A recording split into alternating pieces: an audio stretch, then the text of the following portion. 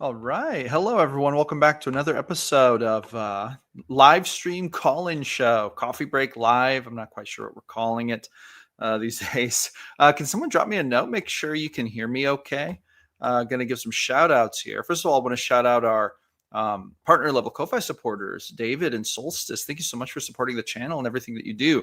Garrick is in the house. How's it going, Garrick? Austin Walker is here. Mike Blevins. Great to see you. Sounds fine. Awesome. Mr. Vincent's in the house. Drinks on me. Sounds awesome. You're the kind of guy I like to hang out with. Pizza time. Herminator's in here. Hey, loud and clear. All right. Awesome. Hey, it's great to see everybody. I'm going to drop this call-in link here in just a moment. Before we get started, I just want to say a big thank you to everyone for tuning in. It's been a heck of a week, a really good week. Sound louder than normal, but hang on my end. Oh, okay. Well, I guess louder is better than quiet, at least as long as it's clear, right? Better than not being able to hear me, I guess. Maybe, depending on who you ask. Hey, Cog is in the house. How's it going, Cog? Great to see you. Cog is a Ko-Fi supporter now. Thank you so much, Cog, for the support. I really appreciate it. Dirty Socks says we can hear you. Heck yeah. Stacy says, I'm having late lunch, egg salad sandwich with cheese and tomato. Oh, that sounds good, actually. And cheddar and sour cream chips on side. Wow, that's a killer lunch, actually. sounds high-key good. High-key good. Okay, so today we're doing live stream. I'm going to talk about whatever you want. Hey, William's in the house. How's it going, William? We're going to talk about whatever you want. Call in. Tell me stuff about the game. Tell me stuff about your game. Ask me questions, whatever you want. I'm not going to pin this because I closed that window. So I'm just going to drop the StreamYard call-in link there. And I'll just drop it every once in a while so that we have the call-in link. So feel free to call in, or you can just drop stuff in the comments. While I'm waiting for people to call in, I want to show you something cool. I'm going to start trying to do this on my live streams. Let's take a look here. Where is it? Here we go. Take a look at my free ebook. You can download this. Links in the description. Mastering the Game, my 10 essential GM tips. You want to hear what my top 10 tips are? How to be a better game master? Grab that for free in the description. And if you do, you'll be signed up for my email list, which is also awesome. All right. We've got a couple people calling in. Awesome. I'm going to remove this here. Let's add Sockis to the stage, and Herminator's here too. Let's get it going. How's it going, Herminator? Not too bad. Had the day off today. Heck yeah! Look at that. You're in the. You've got your gaming stuff behind you. Yeah. That's awesome. Sockis, how are you doing? Oh, can you hear me? I don't think we have audio. Maybe no audio. Maybe he's maybe just are working on the settings. Yeah, maybe so. That's okay. We'll just give it a second. Adventure Manager's in here too. How's it going, Adventure Manager? Going good. Grab the wrong avatar. Uh-oh. I was going to say, you're a villain today, apparently, is what's going on. Scary. Yes, speaking of, how do you use that manipulation to, coax players into going forward? Like you give them a cute pet, it's a flume for balloon something creature, it's cute, they love it, and then there's these drugs going around by this evil McBad guy gang, and, they got to go stop them because it's making the flume sick or something. Yeah. Okay. So here's my favorite thing. So the first rule of manipulating your players into doing things is that your players have to care, for better or for worse, right? So you have to get them to care about something first. Maybe that's like a magic item. Maybe they love to hate the villain. Maybe they love the floofy animal pet they have. Maybe they meet an innocent NPC who they're like, oh, they're likable. And then they watch that person get bullied by someone and they're prompted to intervene. So first step is you got to get your players to care. And then second step is you have to set it up to where they're not going to be able to resist themselves. They're going to have to take action. And sometimes this is like what I would call like a first degree action. So like there's actually something that happens and it wasn't intended to manipulate them. That's your intent as the GM. Sometimes there is an enemy trying to manipulate them and they put things in motion to where, if I do this, the player, these strangers that I don't like are going to get involved and then they're going to be right where I want them. They're going to follow that guy to that abandoned warehouse and that's where my goons are going to attack them and surround them, that kind of thing. But anyway, so to me, that's the essence of manipulation, which I would also just call seeding good adventure hooks, to be really honest. I don't know if I would always call it manipulation, but I understand. I understand what you're saying. Sakis, did you get your audio figured out? Uh-oh, we can't hear you. There must be a connection issue or something like that. Anyway, Herman, can you speak clearly? Yep. Can you hear me? Okay. yeah, we have audio. We have audio from Herminator. Okay, so Adventure Manager, Can you hear me? Hello. go. Sakis is going. Sakis, what do you think about this question of manipulating the players into doing what you want or whatever? Well, first of all, depends on the players. First of all, do you know your players? I'm playing with 3 people that I know very well, and one is sort of more of a newbie. So, like for example, there was 2 quests in my last session that they could have taken.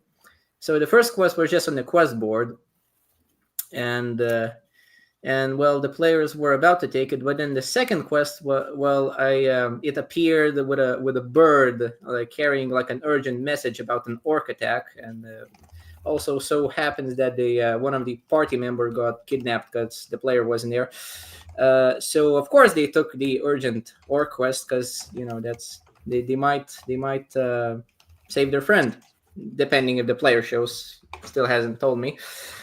But yeah, like you know your players, you know how they think. That's how you manipulate them. Yeah. I'll also say this: trying to bring your players in with like a good plot arc or like seeding some kind of like prompting thing is way better than trying to like push them or steer them in that direction. I think that's a way better tactic. It's like if I want my characters to go to the abandoned bridge, how can I entice them there? Have someone bully the NPC they like, and then when they confront the bully, make it so that the bully says, you know what, if you want to settle this, meet me at the old bridge tonight. I'll be there, and then make it kind of a situation where it would be kind of difficult to deal with at the moment. Like maybe there's guards right there or something, So it's like you give them that opportunity and then boom, they're going to the bridge because they want to beat up this guy who bullied their favorite NPC. That's one of my favorite. I think that's way better than like trying to push players to a place. Avery's in the house. How's it going, Avery? Mr. Vincent said, give the first tip to a first-time GM. I think he means from the ebook I just mentioned a little bit ago. So I'm going to give you the first tip. Here's my number 1 tip to new GMs. Know the rules, but don't worship them. The obvious tip, learn the rules of your game system so you can run it smoothly and answer player questions. However, here's the next level wisdom. Rules exist to serve the game, not the other way around. The best GMs understand when to bend, modify, or ignore rules to keep the story flowing and the players engaging or engaged. Be flexible, fair, and focus on momentum over mechanics. That's my number 1 tip to new GMs. What do you guys think about that? Speaking of rules, I thought about a new rule. If you want to hear it, I do want to hear it. So I'm implementing this into my game tomorrow, session 4. And basically, I watched a short that running away is never an option. It's hard to run away. You can dash, and then the monsters always dash. So I came up with a new action. It's called declaring running away. So any point in their turn, any point in combat, when their turn comes, a player can declare, I'm running away.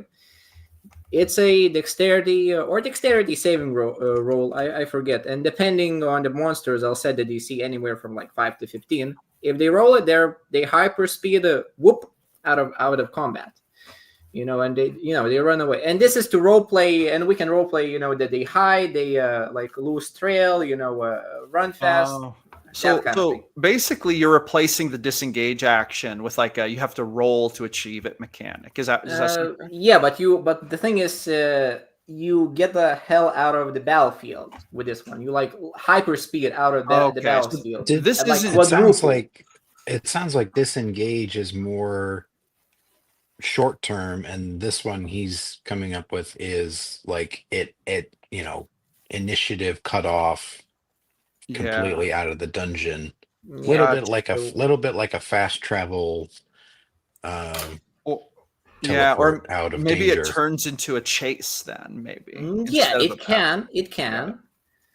And basically, it's well, my concerns are I also want monsters to do it, and one of my players said that. So wait, if a monster declares a running away action, they can just run away, and even though we can catch him with abilities that we might have, he's just gonna disappear.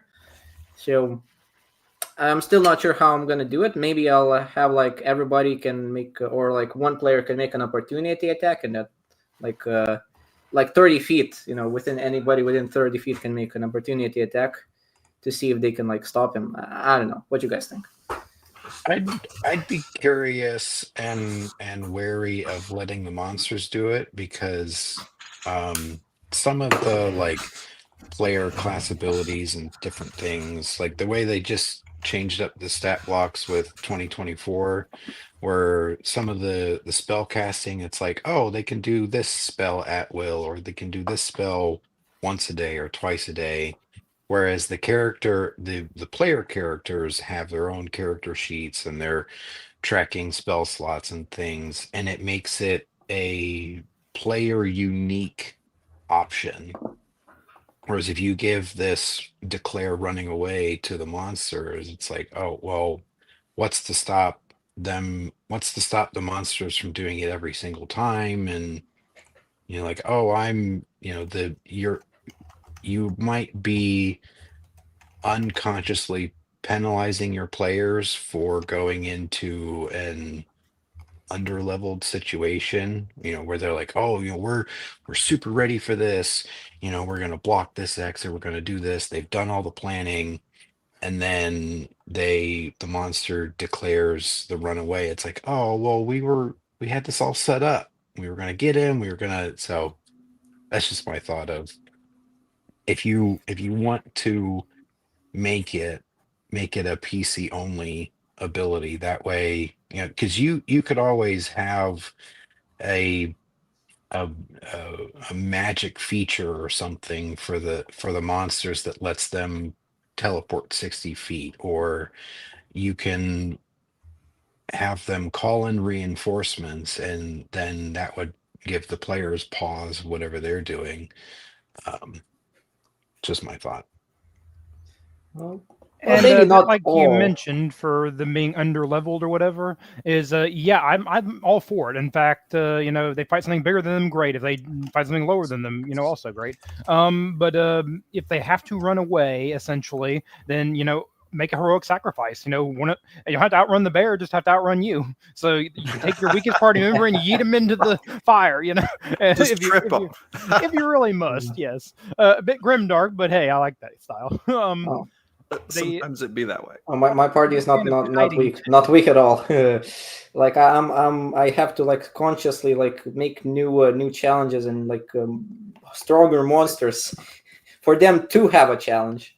We have Or three they just bring veterans. more of their bigger friends, their bigger, uglier friends. Yeah, So- but I find the idea that the monster, not all monsters, while doing this, not all monsters will fight to the death. That's true. Yeah. A lot of them won't. It's like it takes a lot of motivation to want to fight to the death. If they're just hunting for food, they're not going to fight to the death. If they meet strong resistance, it's like, man, this wasn't a good idea. I'm bouncing on this. I'm going to go chase a deer or something. But it's like the religious fanatics. They'll fight to the death because they're going to the afterlife, so that's like a different thing. There was a question here I wanted to bring up. What is this? One of my favorites is the comically idiotic orcish guide that PCs have told me if anything happens to him, they will quit the game in a couple different campaigns. That was literally from First Meet. I think what Cycled is talking about here. Oh, okay. He just answered my question. Okay.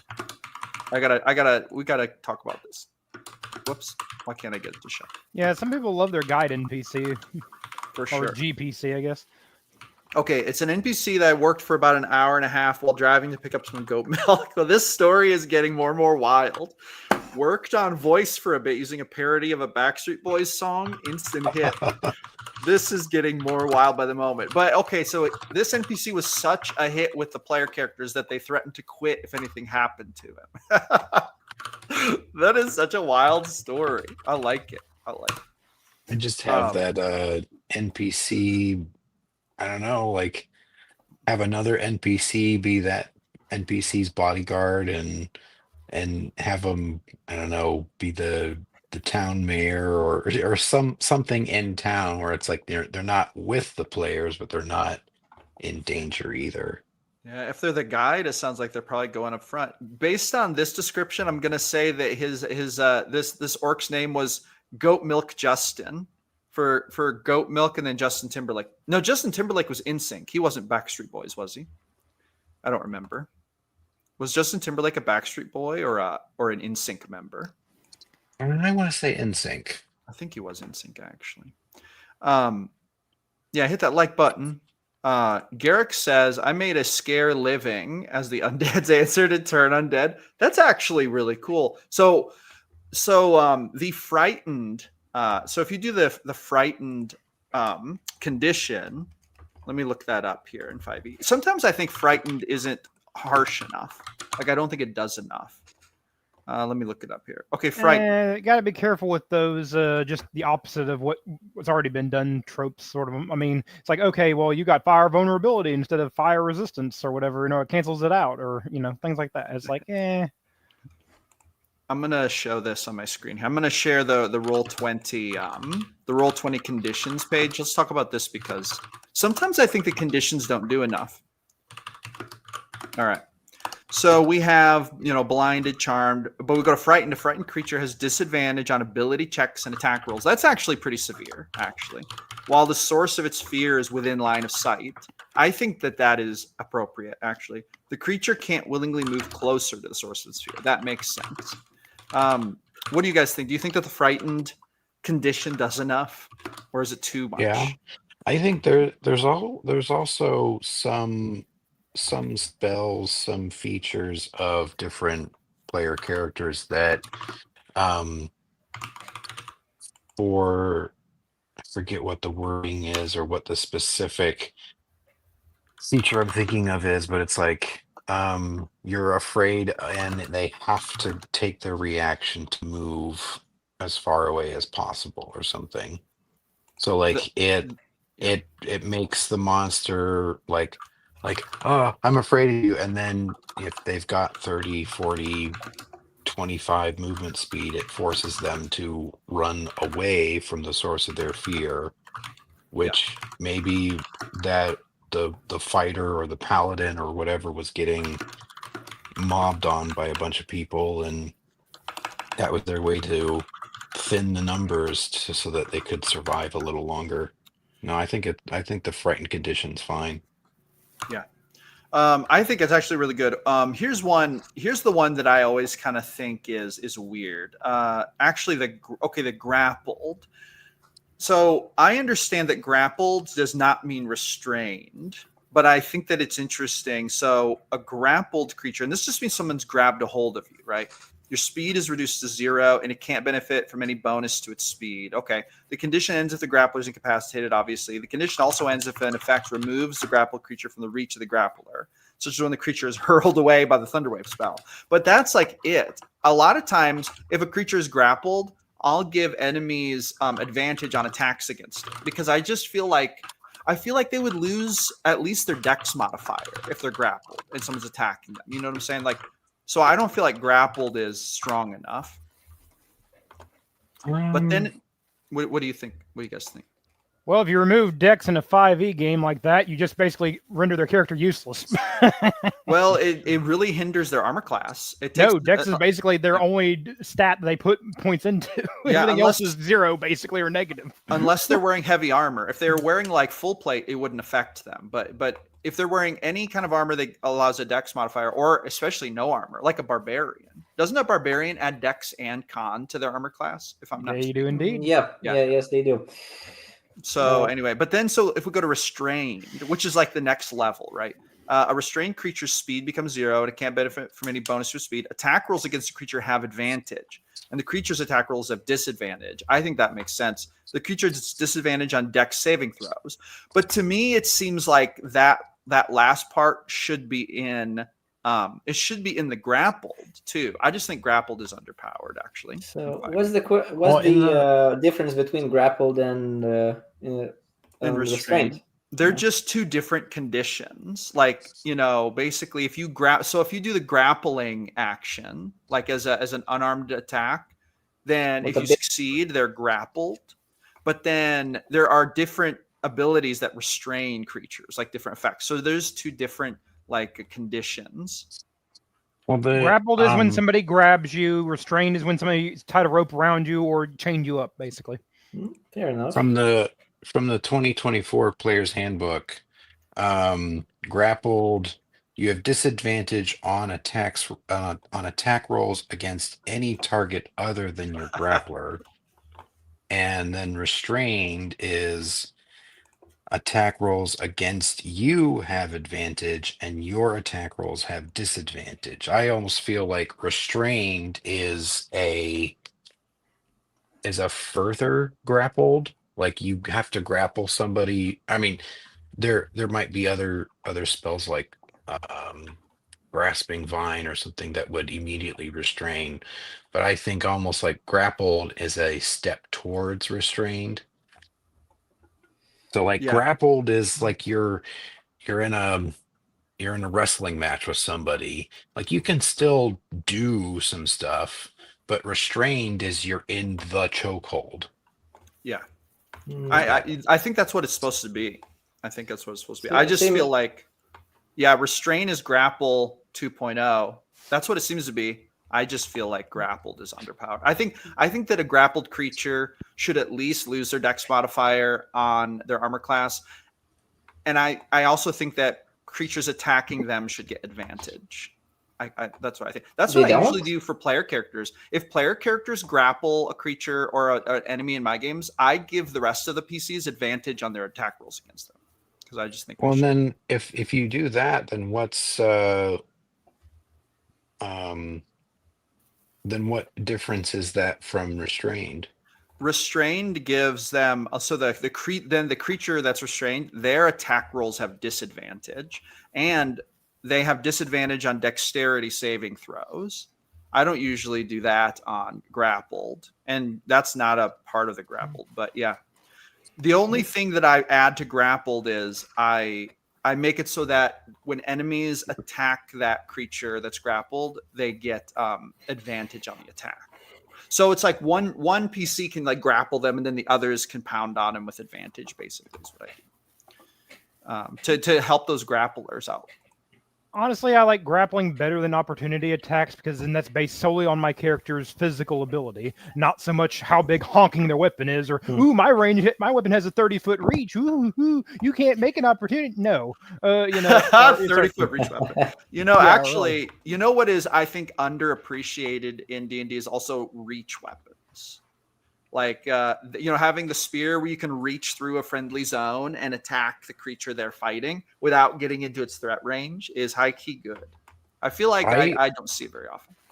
Back with you remember the magic weapon contest, GMP?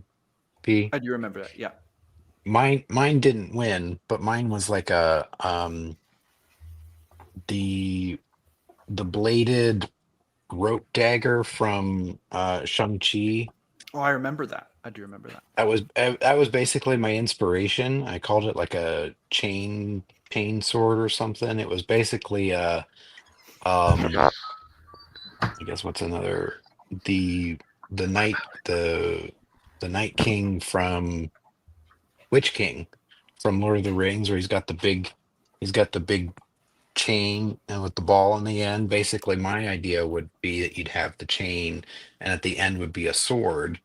And I think I gave it a 20-foot reach, but like you could throw the sword out for like one attack within 20 feet, but then if you like bonus action wrap the chain around your hand, you could use it as a melee weapon within 5-foot reach. So it didn't win. It was awesome though. I remember it, and I remember the artwork was really cool. I remember the artwork. Cycled. You just joined the chat. What would you like to talk about? I'm just mostly listening right now. Oh, okay. By the way, it's not that it's that big of a deal, but it's sickled. But Sickled. Okay. Yeah. Very good. Sorry. yeah, I didn't know what you guys were talking about originally, and I heard something about NPCs and whatnot. Just reminded me of Cucumber, Yeah. and I felt like I threw it in there. Heck yeah. Grappled versus restrained. At least in my mind, grappled is physically, and restrained is like an object. You need an object to restrain somebody, or maybe like a pothole, or a rope. That kind of thing. Did you Yeah. say a plot hole? Uh, Restrain them with a no, plot just hole? no, just like maybe somebody uses like excavate. I forget dig dirt. The cantrip. I forget the name. And Mold earth. and the player Mold earth. gets like his Okay. mold earth, and a PC or a creature gets his foot stuck in there. That's restrained in my mind. So Yeah. some kind of object. I kind of feel like, and I don't know, I actually don't think this happens, but I kind of feel like if you are grappling someone, you should be allowed to move into restraining them too. Like it should be a progression. Like maybe if you beat them on the next grapple check, now they're restrained. I think they should do that. There might be some classes that do that. That sounds like a monk thing, like something monks would do to me. Like I a saw- takedown or a German suplex. Yeah, something like that. That'd be Would kind that- of cool. is- Yeah, if Are you gonna check. are you gonna have Lotto do that in the Barren Lands? Try to Yeah. grapple and then restrain. Lotto's really only attack is that he runs up and Go to sleep. he runs up and does like a palm smack, and then he tries to like knock them down with like a wrestling takedown, and that's like his basically all his attacks. Then he tries to ground and pound. So that's like his one ability right now. But yeah, that's pretty much what he does. Although he doesn't like, I haven't had him restrain anyone. He's only been grappling thus far. Although he's been trying to grapple giants and stuff, so it doesn't work very well. I saw some on High Rollers, the British D&D group. They had a character in their last session where he has the ability to make himself large. I think he's like a half Goliath or something, and he grappled some one of the monsters they were trying to do, and then I think it was like it'll take your action, and this is the only thing you can do, like it's almost like a concentration, but like you can spend your action to restrain, and then everybody else that would have given everybody else advantage on attacking it. Nice. Actually, JW just brought up something here that'd be incapacitated. So there's like after restrained, we have incapacitated. So it's like a progression. But I wanted to talk about this. Mr. Vincent asked, do any of you play any other TTRPGs other than D&D? What do you guys play? I've tried a few. Recently, I ran a Shadow Dark one shot. Did you like it? It's definitely something else. It's maybe the easiest system, but you gotta learn it. So, long story short, it takes all of the bullshit from D&D 5e and it takes the basics of D&D 5e, which is good. And then it adds a lot of random tables. It's basically a dungeon crawl. At least the included free adventure is a dungeon crawl.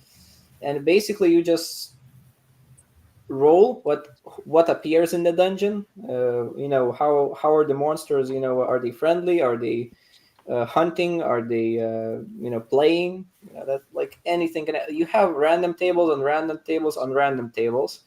And it's highly improvisational, but you need to learn the random tables. So I did not learn all of them. So the first time was very jittery, but I am keen to try it again. How about you guys? Adventure Manager or Sickled or Herminator? Do you guys play anything other than D&D? Just stuff I created. Like homebrew stuff? Yeah, like my parents were part of the Satanic Panic long ago, and then I got a weird taste of 4E, and I'm like, okay, this is interesting, but it's D&D, and so I had the weird idea of, but I'm not supposed to do this, and like, but this is kind of fun, And so I took the Final Fantasy Origins strategy guide, and I actually used that to create a small system for a Final Fantasy 1 campaign. And then I took Final Fantasy Tactics, and I did a campaign kind of based off of those mechanics. And then I don't know if anyone's ever heard of this or not, but it's called Kingdom of Loathing. It's a text-based RPG online that I used to play when I was younger, and it's a lot of slapstick comedy. I just did that, and then I got an actual taste of 5e, and that's what I normally do right now. Though I do some Pokemon as well. I adapted a little bit of Pokemon to work in 5e, so I guess technically speaking, it's still 5e. Like tabletop Pokemon or the card game? Tabletop. I actually, funny thing is, I mentioned in the Discord at one point, like, hey, I'm having a live thing, and I'm like, well, crap, I have a Pokemon campaign, like literally when it starts, and I can't join because I like watching this guy, and it just I had to run a game. Tell me about when you were homebrewing the stuff during the Satanic Panic. What dice and like basic mechanics were you using? Was it basically like a D20 run, or like it was mostly D20, even though I had no idea what the heck I was doing. Again, all I had was 5e, and you have like the encounter powers and the like once per encounter you got to do, and then you got to do something every turn. And I asked the DM, it's like, why would anyone not use these? Because you can either do a normal attack, or you get something you can do every single turn that's better than your attack. And some of this stuff just seemed weird, but I'm like, okay, there's 7 dice, cool. And I was a huge Final Fantasy fan, and so I'm like, okay, well, these people haven't played Final Fantasy 1 before, and so I'm just kind of looking at the book and using literally nothing but the prima, I don't know how you pronounce it, but the official strategy guide. And I'm like, okay, the stats are lower than D&D, and they go really high, and then it's like every multiple of 32 of your attack stat, you get an additional attack. And it was absolutely crazy, but I mean, this was family. I would drive an hour one way to go and see them, like my cousins, who introduced me to 4E, and they're like, oh, I'm willing to try this. And again, no idea what I'm doing at all. And I don't know if they were just being nice or, being honest, but they seemed to really enjoy it. And we went through, again, I don't know if anyone's familiar with Final Fantasy 1 or not, but we got about to the part of the Hall of Giants in Final Fantasy 1, and I wasn't able to go over there anymore because of, work schedules and whatnot. But I just looked at the guide and I'm like, okay, well, here's this city, here's this town, this is the base classes, this is their stats. And I took the limited amount from a singular 4E session and said, okay, well, let's take the little bit I know from that and try to make it work here. And it just kind of fell into place, and I changed things that seemed wonky as we went. Nice. Okay, that's awesome. Cog mentioned playing Star Wars, or no, Star Frontiers. I thought you said Star Wars. I played some of the D20 Star Wars. I played some of the older D20. So they released a version quite a while ago, like it was a earlier, like first edition D20 Star Wars, and I will admit I thought it was clunky. I wasn't a huge fan of it, but classic Marvel, I ran that when I was that was the very first thing I ever ran. It was the first RPG I ever heard of. And then I was running it as like superheroes. And then I adapted it to Star Wars because I didn't like the Star Wars books. And that's what I did until I got into D&D. But since I've been into D&D, I really haven't been into any other systems. But I do have a homebrew. I have a homebrew system kind of in the works. There's a project in the Discord, a secret project some people are in. It's been it's been kind of dead for a while because everything's been going on. But at some point, I'm going to put it out as like an open source. Nice. Are you in there, Herminator? I think you're in there. I think I'm in everything. Except the I think you are. There's also a Daggerheart. I played once as a player. Isn't that the Yes. The critical Yeah. role. Crit roll. critical It's a roles? D12 system, and I've seen it. But for me personally, on what I do besides D&D, I have too many other things happening in my life that the if I were to try and pick up another system, I'd have to take away time from D&D. So D&D is Mm, my only one. I watched their Christmas one shot, whatever that they did with Daggerheart, and my own opinion, it's re-flavored D&D using D12s instead of D20s, and the whole hope and fear thing sounds cool, but I just feel like there was too much extra of the hope and fear adding in that I was like, I don't know if I'd I don't know if I'd run I don't know if I'd run or play in a Dagger Heart, but I'd probably watch some of it because just the some of You the can some tell of the me stuff straight I've up. seen Taliesin on Critical Role do with his homebrew subclass, it's like you clearly know what you're doing, but it's very complicated. But that's just my thoughts. I'm actually getting ready to play in a friend's Pathfinder campaign coming up here in a little bit. Like, I'm going to create a character actually probably tonight for it. It's version 1, like Pathfinder first edition, which is actually like the player's handbook is like online for free. And so you can like look at it. And so it's a little complicated. It's like third edition D&D basically, but it's pretty awesome. Yeah, I What think they did it either third edition or 3.5. One of the open gaming license for third edition or 3.5 is what Pathfinder 1 was built off of. Yeah, no, I think you're right. In fact, I think it was like the team from that helped make third edition. They bounced and went and made their own system because of fourth edition. That's what I heard. I don't know if that's actually true, but that's what I've heard. Some Um, something similar. President Ashenhart says, "What are your thoughts on legendary resistances? I don't like the idea of them, so I've been using mechanics like 5 luckies or advantage on all saving throws. What do you guys think about that?" makes bosses look bossy or feel Yeah. bossy. Let me look up here 1 second. Legendary resistance. I I'm know gonna with put it up. some of the new dragons, they if they're in their lair, they get an additional legendary resistance. I just feel like it to me it makes sense on some monsters.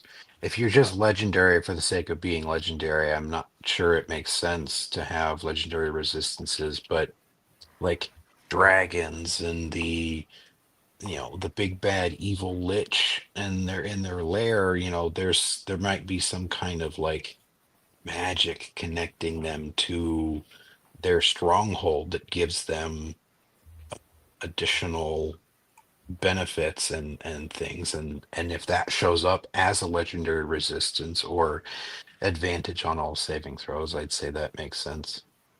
Okay, so here's what, just for clarification, legendary resistance in 5e allows powerful creatures to succeed on failed saving throws. If a legendary creature fails to save, they can choose to succeed on that save instead. Found in any listing of a legendary monster in the monster manual, acts like a get out of jail free card, affects a single failed save, and then ends. It's anti-cheese. You can't. It's not D&D is not a video. You can't just stun log the boss. Because that makes for a shitty game. I think that some creatures should have legendary resistance, actually. Aren't they limited, though? They can only do it so many times? Yes. It's Generally it's 3. usually 3. Okay, gotcha. Yeah, We I lost feel it. like there'd be some monsters out there where I feel like 1 or 2 legendary resistances would be interesting to add. It's kind of like it's a maybe a minor legendary gets 1 legendary resistance. But something like your big bad ancient dragon in their lair, yeah, it might make sense that they're the magic of their lair and things give them things to handle a little bit more. It's kind of like, no, I don't want to be polymorphed into a bunny. Cancel. Polymorph that. Funny thing about polymorph is that the thing about polymorph is that I think, if I'm not mistaken, when they reach 0 hit points, they just turn back into their previous form. Yep. So I one time at a party, they polymorphed a dragon into a bullfrog, and then they threw him into lava. But he was like a red dragon. So when they threw him in there, he just like polymorphed back Nice. and then came roaring out at them.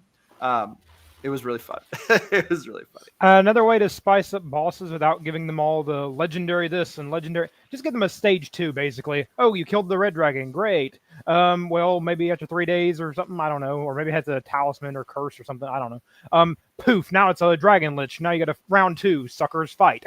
Yeah. Well. Yeah, I like the mythic versions of that as opposed to it's similar to a round 2, but it's like, okay, you took out like kind of like a round 1, but then they come back stronger. It's like the video game, the health bar refills. This isn't my final form. Exactly. Yes.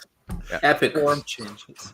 No, I think it's kind of like what Herminator was saying to some extent, of a difference between this is a BBG, therefore automatically gets a legendary resistance, as opposed to this creature has a reason to be able to just slough something off. Yeah. I love giving final bosses multiple forms and then having that be like a thing. Like he's got another form and they're like, what is this going to do? Like, I love that. I love that idea, like that, the mystery that comes from not knowing what they're going to do. 2 spellcasters cast the summon face spell, so 14 pixies versus a boss that had no resistance, was polymorphed into a snail. So sometimes I'll up the spell resistance for my top bosses. 14 pixies. And that's why I don't play in high that level. sounds like one of those broken combinations. So the spell resistance feature in 3rd edition, I really liked it. Let me look it up here real quick. And I used it extensively on my 3rd level bosses when I was playing D&D, or in my 3rd edition games here. Let me show you this real quick. You mean wisdom? Awesome. What's that? Wisdom as magic resistance? No, it was like literally like it was almost like an armor class that the spellcaster had to beat just to be able to hit them with the spell. Here we go. Okay, is this it? Yeah. Okay, here's what the 3rd edition spell resistance was. Spell resistance is the extraordinary ability to avoid being affected by spells. Some spells also grant spell resistance. To affect a creature that has spell resistance, a caster must make a caster level check, 1d20 plus their caster level, at least equal to the creature's spell resistance rating. So it's basically like a magic armor class. So if they have a spell resistance of 17, you're a 7th level caster, then you roll your d20, add 7. You need to match it or beat it. Otherwise, your spell just fizzles when it hits them. It has no effect. I thought that was actually a cool ability. Huh? I like this a lot. Yeah, me too. And I would give my final bosses like really high spell resistance. So it's like, all the spellcasters were constantly looking for like magic items that would boost their ability to beat spell resistance. And I'd put those in my world too. So they were like always gearing up like that. I really like that. Cool. Back in the day, every spell cast could be saved against. Yeah, that's kind of true. There's a lot of, I kind of like the idea of casting spells and then having to hit with them, like rolling spell attacks. And I think the save or suck spells are kind of, I don't know, they're kind of a letdown. I tend to try not to prepare save or suck spells unless they're things like, command.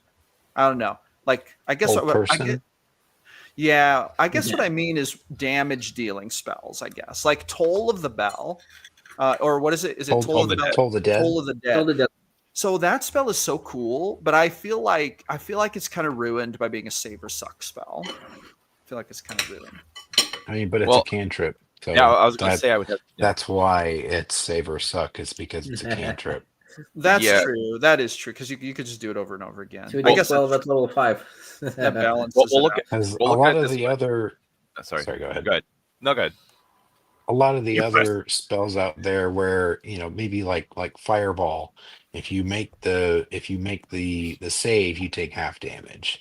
There's a lot of leveled spells out there that have, if you succeed on the save, you take half damage, and I think I saw one I was looking at the other day. I was working on some homebrew. I was adding a spell to somebody that it was you took X damage and you got knocked prone. And then if you made your save, you took half damage and you weren't knocked prone. Ah.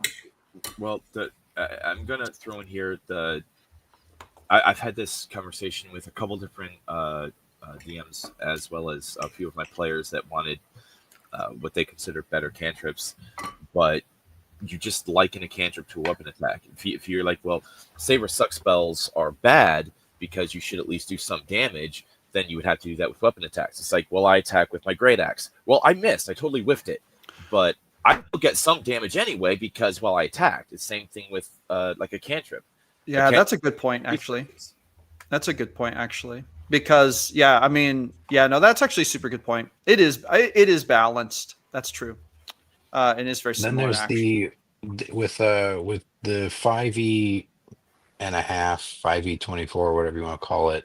There's the one weapon mastery cleave, or no, graze, where even if you miss, like, whatever your, say it's like a dagger, 1d4 plus dexterity modifier. If you miss, you do the dexterity modifier and damage. So it may not be everything, but if you miss, you do something. But that's a special perk of taking that Yeah. weapon mastery and then using that weapon. Yeah. That is cool. I do like the weapon mastery things. I want to talk about this bloody hummingbird question here. How strict are you with giving out free actions, skill checks, etc. during combat? Okay, so here's my thing. If someone says, "Hey, can I like, try to like do a perception check," basically. What I'll ask is I'll say, "Do you want to make this your action, or are you just trying to do a quick perception check?" And if they say something like, "Oh, it's my action," then it's like, okay, then make your perception check. But I'm going to give them way more information than if they just do a quick one. Like they could do a quick That one, makes but it'll sense. probably be like less information. And then free like actions. I generally don't give out free actions unless something externally has prompted it. Like maybe if an enemy fumbles, a lot of times I'll give the player they were attacking like an extra, like a free attack of opportunity or something, or I'll let them take another action because that's the downside of the enemy fumbling. I'll do that sometimes. What do you guys do for that? Well, one thought I had of that is if you disarmed somebody, like if somebody disarmed you, like I'm gonna run up and pick up their weapon so they can't pick it up. I would say that's a free action. You wouldn't be able to attack with it, but you'd be able to pick it up so that it would at least cost your enemy monster um, some kind of action to get it back, to either disarm you of it or to do a contested strength check or something to, tug of war between, to get it back. But I'd say picking something up and then not doing anything with it would be a free action. If you wanted to pick up the spear that was disarmed and then throw it back, that would be a full action. Would you call it a full action or would you call it an attack? Because like sometimes you get multiple attacks. So would they have to use their full action to pick it up and make one attack, even if they usually get like multi attacks, like 2 attacks? Oh, that's a good thought. I'd probably just do an attack. So if they have multi-attack, it would be a free action to pick it up, but then it would be costing them an attack to use it. Yeah. But like on a skill check or something of um like if they're running across a bridge and they need to, they want to run on the rope like a Naruto ninja. Like I wouldn't have that take any more than being part of their movement. But if they're going to like, oh, I want to climb to the top of this 30 or I'm gonna climb on top of this fence and be like, well, make an acrobatics or whatever check I would describe, and that would be your action. Yeah. Like you would be able to use your movement speed to do it, but then the act of climbing up whatever kind of rock wall or And you're saying you call that movement or an action? well the unless you have a climbing speed, it would be an action. Yeah, that's true. Actually, I think you're right. I think that's technically true. Dana can I weigh in on Summers. Oh, what's that? Go for it. Yeah. I was going to ask if I could weigh on the free action thing. Oh yeah, go for it. Well, for one, it's somewhat of a comical thing as far as a free action, because I have said multiple times that crying is a free action, but I don't. In game or out of game. Yes, Both. Yeah. No, it's become kind of a very flavorful thing. But as far as picking things up, I call those item interactions as opposed to free actions, and I generally give people one free item interaction per turn, which is slightly different than an object interaction for me. But as far as the skill checks portion is, if they want to do anything that actually takes their they would generally take a d20 to roll. It's like, this is going to be your action. And it was just today's Friday, right? Yeah. So yesterday I had someone that wanted to do a sleight of hand to move a curtain that was like weighted, and then they also wanted to stealth. It's like, look, you can either try to be very, very sneaky and peek around this weighted curtain, or you can move it and then try to very, very sneakily go, because both are going to take time to do. So you only have like this 6 seconds in the middle of a combat. And so that'd be my other thing. Yeah. Yeah. Go ahead. That'd be my other thing of I'd think about like how much time would this take in hypothetical in real life. Like if you're just picking something up off the ground, that's like a second or less. But if you're trying to be sneaky and this and if it takes you more than a few seconds to explain what you're doing, it most likely would be worthy of an action and taking that kind of time. I might if it's a little more than like a quick response or something of talking, I might be willing to make something a bonus action just to have some action economy for something taking time. Yeah. Also, there's the drinking potions in the middle of battle too. You know. Yeah, I usually let that be a bonus action. I feel like a full action. That's been hard. That's raw now. That's been confirmed now. Oh, has it really? Yeah, drinking it yourself. I think it doesn't say anything about feeding it. It's just, I think just says using a potion is now a bonus action. I've seen a lot of people that if you want to feed somebody a potion, it takes an action.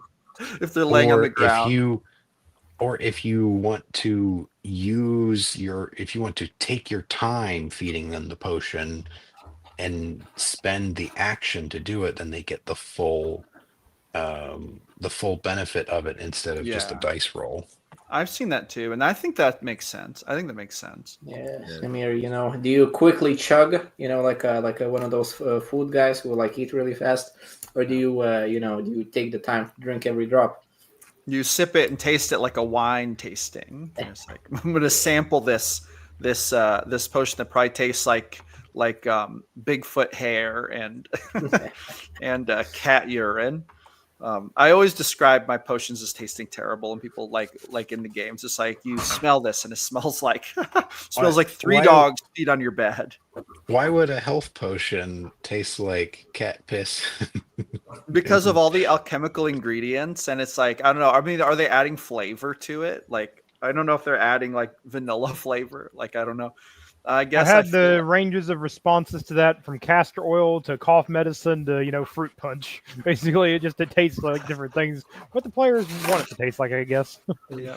I guess it could be cranberry flavored if they put cranberries in it. Maybe.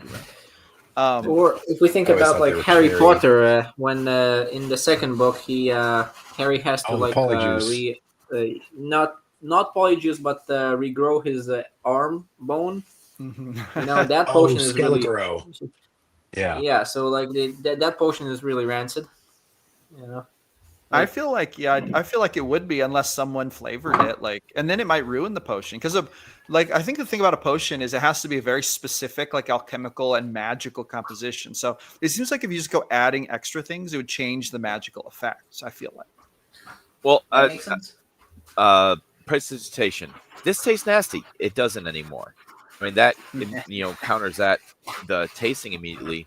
But the way I've explained it to different groups I had, because before it was cool in 2024. Bonus action to drink it. You roll action to take yourself, but you get the full if you take yourself as an action because you're getting everything down. And if you feed it to somebody else because you're feeding it, you always have to roll. Which is also why if you're taking a non-health potion, you have to take the action to feed it to yourself no matter what. Because if someone's making a potion of healing, they're making it the exact same every single time. So it's always going to be up to 10. If you're in the middle of combat taking bonus action, you chug, you don't drink it all down. Some goes off the side of your mouth. How much did you get in? Hence the bonus action. Exactly. A bit of beard dribble. Yeah. Hey, don't make fun of me. I shaved yesterday. I didn't want to, but my wife made me. No, yeah, it's anything that rolls for effect. Yeah, how much did you get down? As opposed to, well, I only drank this potion of haste, half of it, because he did a bonus action. Well, sorry, you don't really get, you wouldn't get the full effect because you have to drink the entire thing to have the entire effect. If they drink as a bonus action and then they drink like half of it, can they drink half of it later? Could they save half for later? Would you let them do that? I've let people do that to an extent, like have like mini effects. Yeah. But it's like isn't it filters that you have like X uses, or is this something else that's not filters? So there are certain types of potions that have X uses. Like you take a sip 5 times. Oh, okay. Or like a cask of something, you would have X number of servings. A healing flask.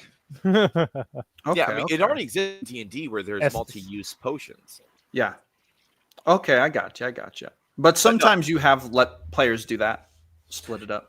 Yeah, it just has a much more minor effect to it, and as long as players know that, like in a session 0, it's like I'm going to let you do like random things, but you have to also understand like you might have this effect, this part of an effect of a potion, and then the next time you drink it, like drink the rest, you're going to have this other part of it, and it's always a roll because it's whatever it's made of. Let's say it gives you 2 different effects. If you want a bonus action, it's rolled, whichever effect you get. Nice. I like it. I like this reconsidering my life choices as a free action. Oh, no, that takes a weekend at least. Sometimes. Depends on how bad the choices were, right?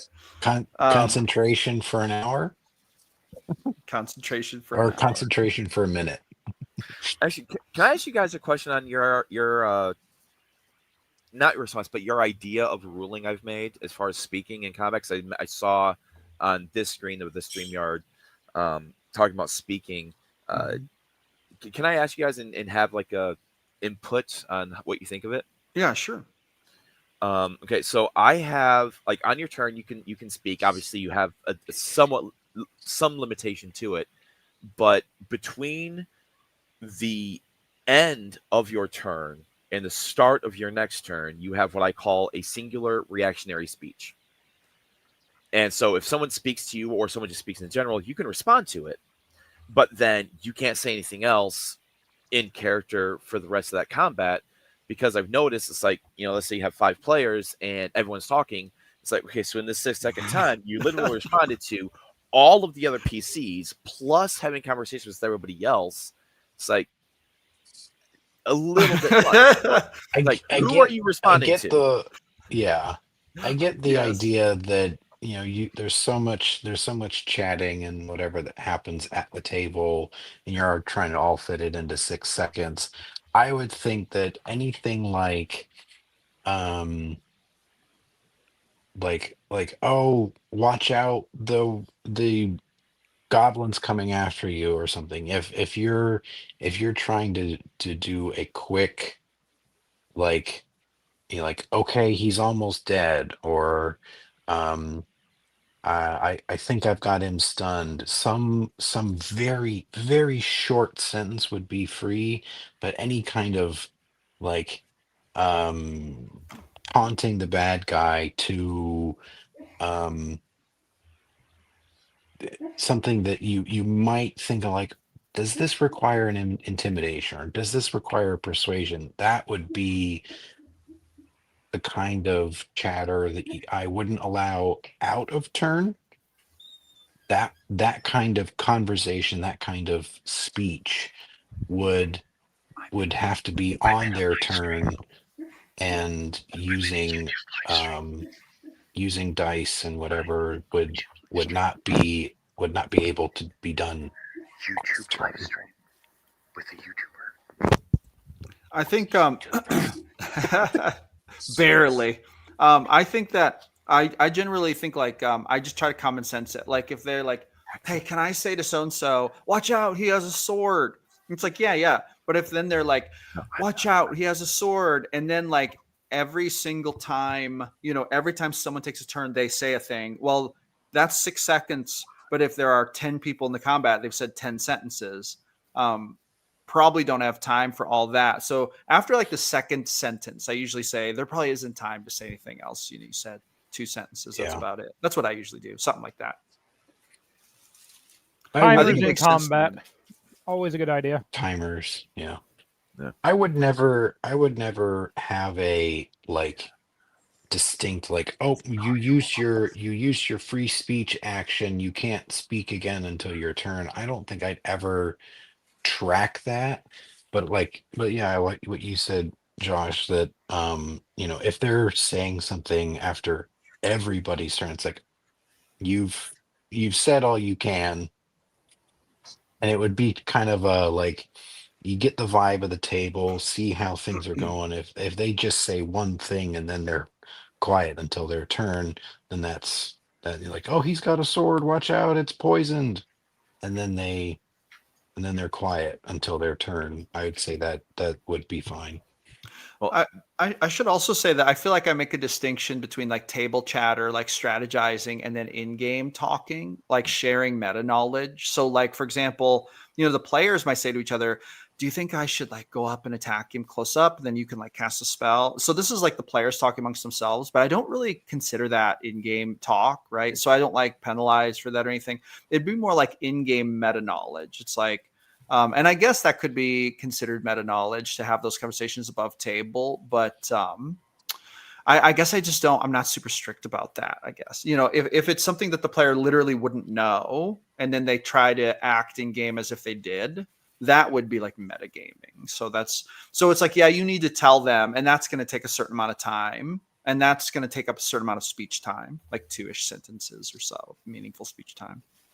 So I guess there's a question I ask of, is it actually important, or is it just for flavor too? Because sometimes players will like just say, they'll like smack talk, and that's just kind of fun. And it's like, well, it doesn't really matter. They might smack talk 5 times during the round. Maybe they wouldn't technically have time, but I don't really care because it adds fun, and it's not like they're not like sharing meta knowledge or anything like that. So it's like, Yeah, a little come at me, bro.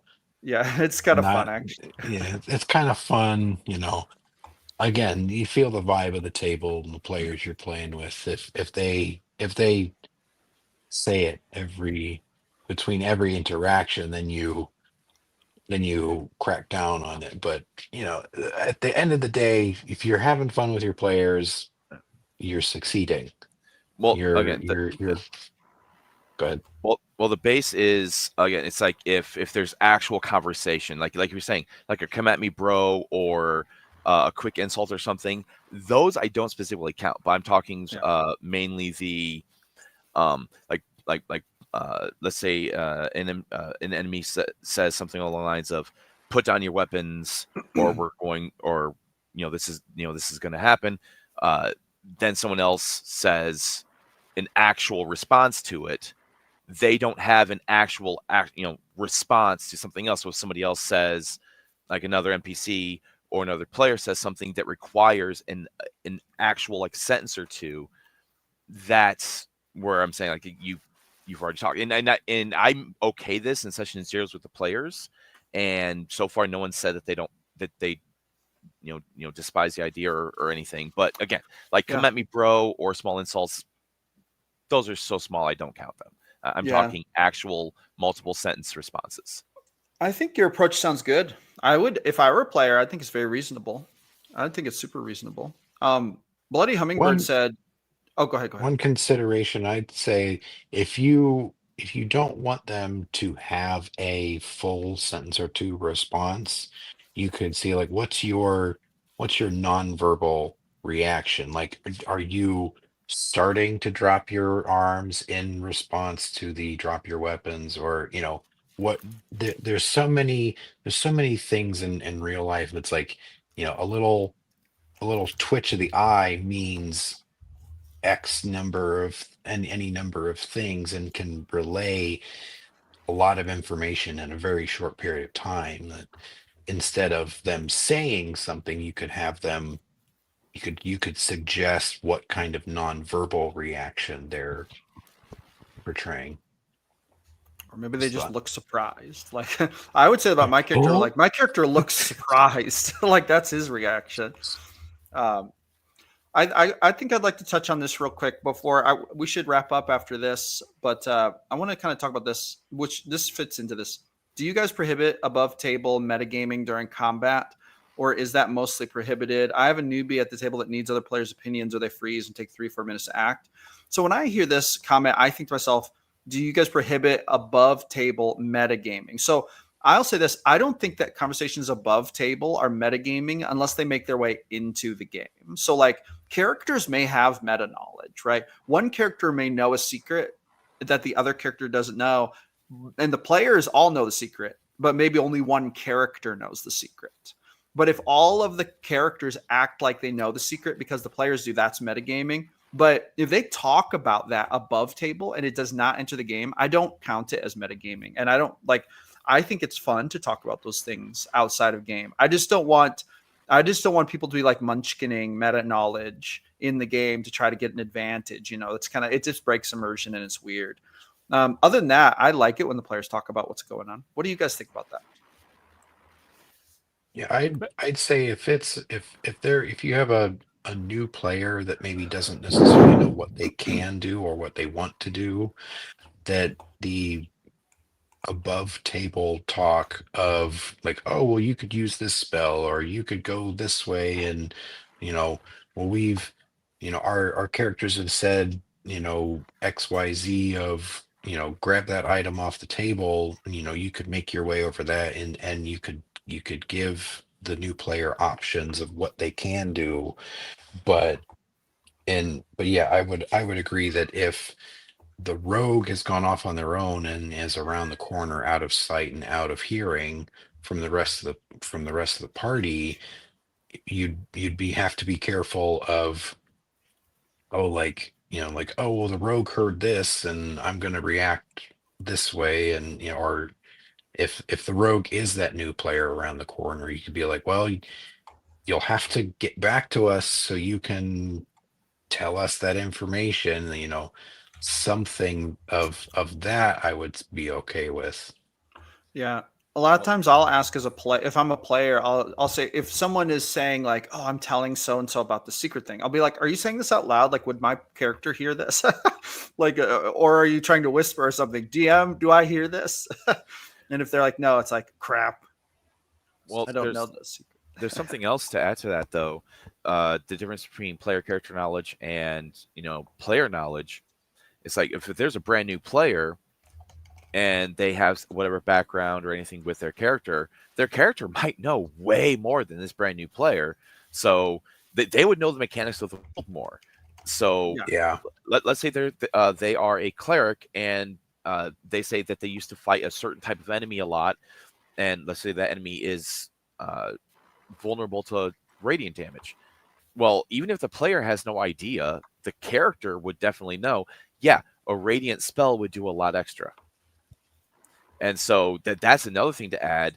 It's a lot of times when players are doing what you call metagame knowledge, it's the characters might actually already know this anyway. That's And true. if there's any sort of dispute, a lot of times I'll just give in this instance a free like intelligence check or a history check or a religion check based on what it is. Like, would your character know about this? And if they would, go ahead. Yeah. Tell them as much Yeah. as you want because they already know it as their character. Yeah. It's like if tactics and planning is okay, but secrets is not. Yeah. and you're also right that like Sickle, there's a difference between like world knowledge and like very specific knowledge. Like they may not like there may be the secret that the priest is actually the assassin. That might be a fact that only one of the characters know and they haven't had a chance to tell anyone yet. But the mount that he's riding, which is maybe a Pegasus, everyone's like, what is that thing? But if your character has knowledge of Arcana or enough knowledge of nature, they may already know, oh, that's Pegasus. So that's not like, it's almost breaks immersion when you don't give them the knowledge their characters might have about the world. Yeah, it's like my character already knows this, but I don't. So why don't you just tell me? I mean, that doesn't make any sense. But yeah, the whole idea of this person actually isn't bad. You're the only one who knows this, and you haven't been able to tell the party yet. And so if you tell them above table, this person is actually on our side, and then the rest of the players intentionally are like, well, we're going to make sure in this battle we're not hurting them when it's obvious we would go for them. Like for me, it's not an anger inducing thing at all, but it's still that thing of I know what's going on. You don't have this knowledge in game, but because you know it out of game, you're acting, and that it can be irritating. Agreed. Yeah, it can be irritating, and players deserve for their characters to get credit for what they should know, and if they don't, it's not realistic. So while they're playing their Dragonborn sorcerer, it's not realistic to not give them. I'd keep that in mind as the GM of like, what if the player is stuck on maybe what to do or what they know, maybe offer like, well, you would know as a cleric, or maybe you'd be like, oh, roll an Arcana to see what you remember of Pegasus or not, and that would be almost kind of like a character searching their memory for something, and then that would help them figure out what they want to do, or help the player know what the character already knows. Yeah. Another thing is if a character has really good insight, they might figure out the priest is the assassin without being told the secret. Like maybe if a character has really good insight, they're just like a class or they just have that as a great skill. It's like roll me insight check. Maybe if they roll really high, it's like, this character is acting shady. He's acting like he's hiding something. He's like acting one way, but he's kind of behaving in another. It makes you suspicious, right? So sometimes just because of their abilities, they might pick up on that even if they don't have the details. And I think giving players credit for that too is important. Like just the level of their skills, but anyway, adventure manager, you haven't said much. Do you want to say something to close us out?